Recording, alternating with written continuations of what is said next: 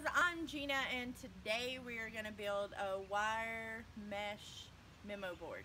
That's what we're going to call it. I don't know really what you call it, but that's what we're going to call it. And this is so easy and so cheap. You can find them online, some that are similar for upwards of 50, 60 bucks. This does not cost that much. We're going to start with the tools that we need, and the first thing you'll need is this concrete wire mesh. You can pick it up at Home Depot or Lowe's or any hardware store, and it's about $8 or $9, I think, somewhere along those lines. It's pretty inexpensive, and you can find it over in the concrete area. You'll also need a drill with a cutoff wheel, and you'll need some gloves. Gloves are important because this stuff is kind of rusty. So you'll need some spray paint to paint it with, and I'm going to set that to the side. And then you'll also need some safety goggles because we're going to be safe. Safe DIY. So let's get started making a wire mesh memo board. So we're going to start with our die grinder, and you're literally going to figure out where you need to cut off the ends.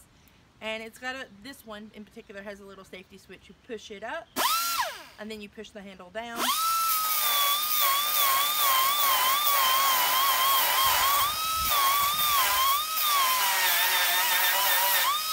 And it'll cut that nib off. Then you just want to sand it even with your die grinder so that it's good and smooth.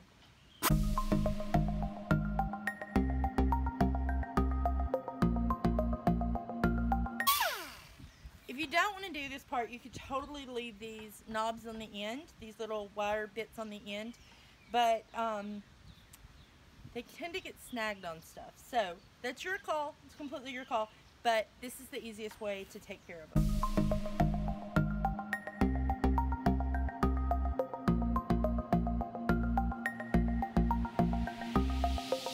So I don't want this one as long, so I'm going to cut it off right here just by taking my die grinder and going across this piece instead of just cutting off the knob. Let's chat about the wheel part for just a second. As you use this, it's going to wear down, and you're going to see it shrink very, very fast. Like, you probably go through about 3 of these guys, but you can also pick these up at Harbor Freight, and they're super cheap as well. But it basically uses kind of like a pencil, and it just goes towards the center the more you use it. So as you watch this video, you'll notice that some are big and some are smaller, and that's why, because you're going to go through multiple pieces as you do this project.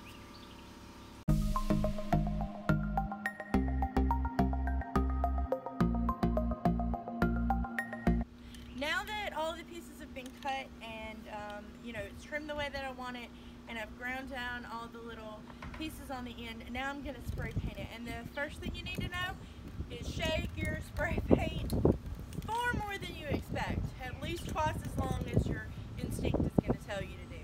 Then we're going to coat one side really well, and then we're going to coat the other side and let it completely dry before we hang it up on the wall.